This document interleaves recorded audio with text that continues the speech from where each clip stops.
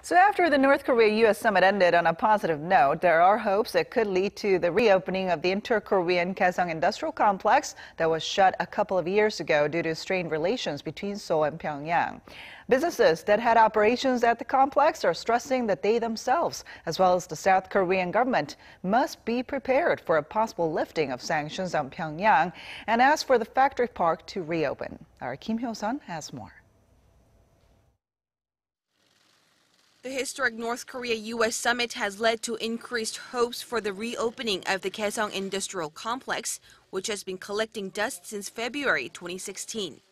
The agreement signed in late April by South Korean President Moon Jae-in and North Korean leader Kim Jong-un to establish new bilateral relations and to make joint efforts to build a lasting and stable peace regime on the Korean Peninsula could eventually lead to eased international sanctions on Pyongyang.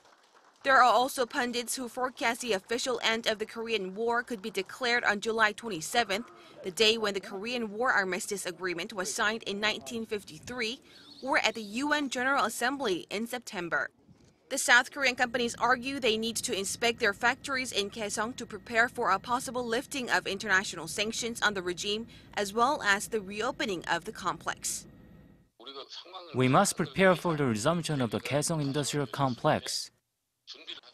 Experts also point to the successful operation of the complex as the basis for inter-Korean economic cooperation. Reopening the Kaesong Industrial Complex is necessary because we already have the infrastructure and it would not cost us additional time or money. Referring to their unanswered requests to visit the complex, the South Korean companies are urging the government to show more commitment toward reopening the factory park and to be fully prepared for any future developments. Kim Hyo-sun, Arirang News.